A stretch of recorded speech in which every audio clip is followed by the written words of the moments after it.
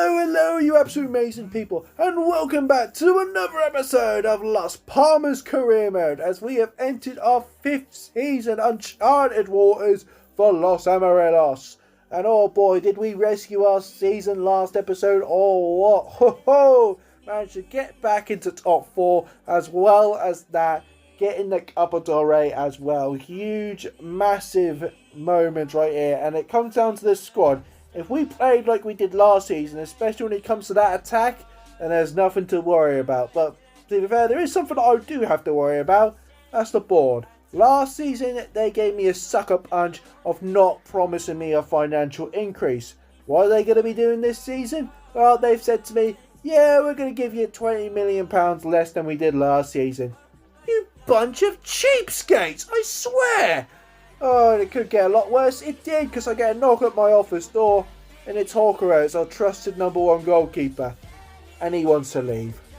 You see, when it comes to most players, if they say that to me, I'll be fuming. But when it comes to him, and how much work, blood, sweat, and tears he's put, and especially in that back line for us, being with us since season #1, I'm going to guarantee his move. So with all that, with just 1 minute into the episode, I've been putting this off for a very long time, but I think I've got to announce a secret weapon, and you're going to find that out when it comes to the signings.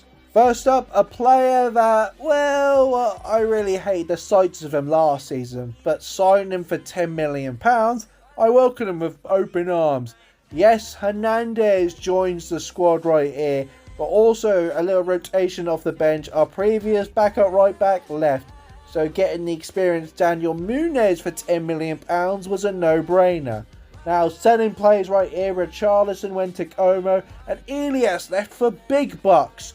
But who we're going to get instead? Someone I've had my eye on since the first episode. Have a look at that afro. Oh, I just love it. It's only Peter. We signed him for £40 million. It's absolute brilliant business for Mr. Hawk. But here's the sale I'm dreading the most. He's leaving the doors for the final time. Hawker is sold.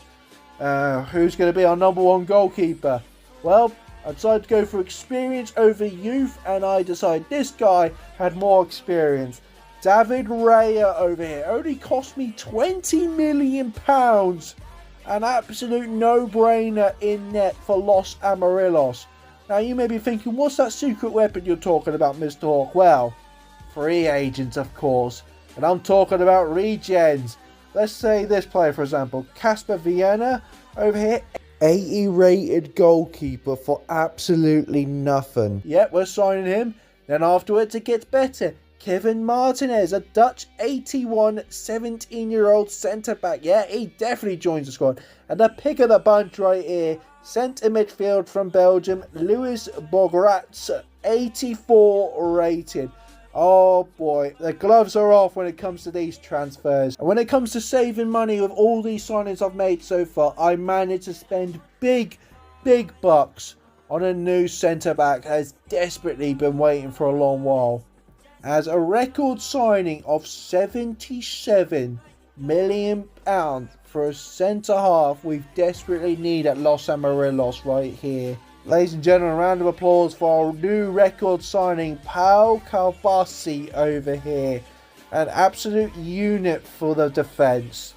And this wasn't even over yet when it comes to the transfers. As the Saudis came sniffing, Newcastle activated the £80 million release clause of one Alessandro Garnacho over here. But I wasn't mad at all, because I know just the guy to replace him with. Someone who's familiar with Las Palmas, born and raised on the Canary Islands themselves. He was trained through their youth academy in Las Palmas B. When Las Palmas got relegated, they sold him to Villarreal, but Mr. Hawk will bring him back. Of a fee of just £65 million, the local hero, the local boy himself, has returned home. As our final signing is Alberto Moreno. After 10 signings I've made in this 5th season with Las Palmas, I expect results, to be honest with you. The board respects results, but I don't give a damn what they think. I just want improvement over last season. Like I said, the free agents, regens are necessary, especially how much crap I have to deal with. Especially with the big money signings I've made as well, will be absolutely crucial for our season. So let's see how we get on as I start the match highlights.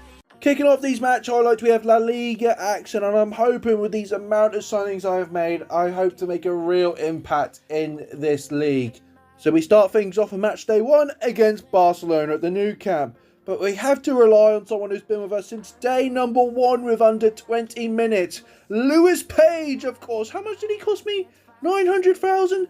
Worth every single penny. But it was an absolute disaster for a record signing. Losing the ball so easy. But David Raya to the rescue. Saves it onto the post. But Lily Lamar delivered a low cross to Furman, shot past Martins and Raya for an equaliser, 2 for the price of 1. But it didn't drop morale whatsoever as Lewis Page was absolutely open, hits it off the crossbar and in to restore Los Amarillos lead right here. But David Raya at the back, even though my defenders choked, he had a debut to remember, an absolute beautiful double save to get all 3 points. So over from the Nou Camp to the Santiago Bernabeu.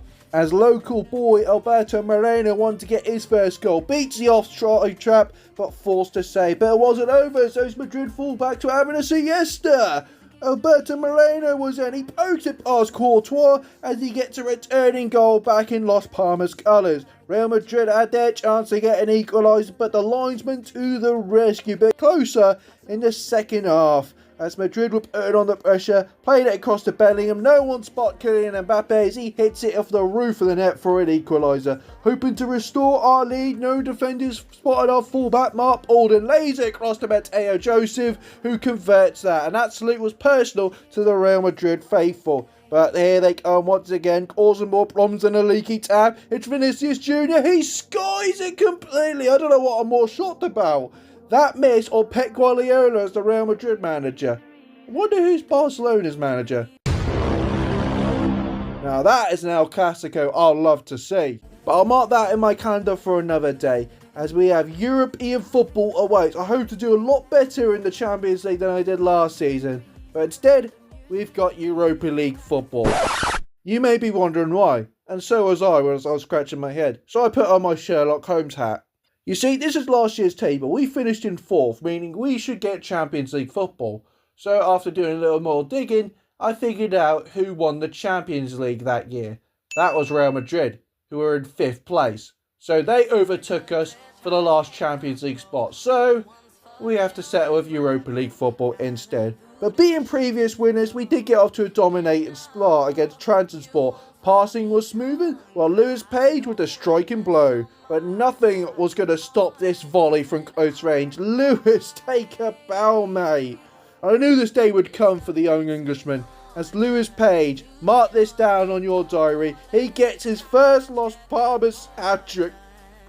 I'm sorry, there's something in my eye. It goes up so fast, and it wasn't even over. Mateo Joseph's shot gets saved, but it was straight in the path of Lewis Page. They go up so fast. 2 minutes in at the Gran Canaria against Olympiacos, Moreno just gets a shot. It was off target, but 5 minutes in, didn't turn him off whatsoever as he gets a shot on target, but sadly got saved. Moreno thought 3rd time's the charm, it got saved, but Mateo Joseph shot, it got blocked as well, as we needed more firepower in this engine right here. Mark Alden lays it across to Joseph, oh, he's missing again. Oh, I don't want to hear this. Second half though, Alden lays it across to substitute Hernandez. It forces a save. It can't happen again. Well, you'll be wrong to hear this. As we won the ball, lays it across to Hernandez with the tap in. It's not pretty, but it gets the job done. And someone who definitely deserves a goal is Alberto Moreno, as he certainly shoots it past for a 2-0 win against Olympiacos. But we travel away against Valencia. My ego got the best of me right here. Losing the ball so easy. My defence was too deep. And the strike caught David Raya with his pants down. Oh, terrible. But don't you worry. Carrizo was through in the box. God damn it, it's Andrew again. But former Valencia player Javi Guerrero spotted the pass to Carrizo. And this time he will beat Andrew for an equaliser. But wait a minute, there's more before half time. Valencia's backline stopped us right here, but from the corner it's headed straight into John Martin, who gives us the lead. But it was only heated up for these Valencia players into the second half. Cambiasso with the block. The rebound was saved as the new signing secured us more 3 points on the La Liga table. Then finally we had Croatian's side at the Gran Canaria. I'm not going to pronounce it, but we want to get more wins. And literally, Page with the volley right here came too close, but Page had a different task instead. It lays it across to Mateo Joseph, who was unable to complete the simplest of tasks of converting it. Seriously, he was having another one of those bad days again. But luckily, we had the Argentine Carrizo on the right. Flag stays down as he opens the scoreline. But it got worse to worse for Mateo Joseph, as literally the defenders were giving him the ball and he still misses. Oh brother, and that came back to haunt me before half time because my defence was too deep. They picked the pass and it was an easy equaliser right here. But that was only a scratch, Carrioso thought, as he lays it across to Lewis Page to give us the lead once again. But the defending was poor, Moreno unable to convert. But Moreno had other ideas. He's not going to do Mateo Joseph. He goes near post. It's 3-1, ladies and gentlemen. Should be winning this game. 3-1, game over. As our record signing, ladies and gentlemen, played their striker onside like a fiddle. And it's 3-2. 90th minute, they're down the wing, into the box of Sergio, hits the crossbar, and David Raya caught it. As I saw my life flashing before my very eyes. We got very lucky in that one. Let's just move on to the live game. So, live game, I think the toughest team in my Europa League space is Roma, of course. So, former Europa Conference League winners against former Europa League winners. I thought this would be an interesting live game. So, we're coming out here live. We're in 50-50 form, to be honest with you. Sometimes playing good, sometimes playing bad. But hopefully we can get the job done against the Eternal City right here. And hopefully we advance through into the next stage of the Europa League. Mark pulled in now, good work, plays across to Javier Guerrero. Lovely ball into Carrizo. Carrizo turns, can he find someone? It's into back to Guerrero, down to Borgeret, who turns for, unlucky for Roberto Moreno. Lewis Page now holds on to the ball. He can control the midfield, he's been doing this since season number 1.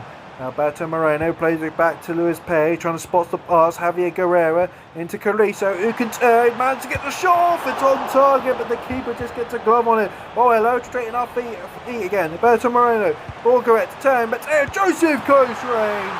Can't miss those. Well, he has missed those, but either way, we get the lead over Roma.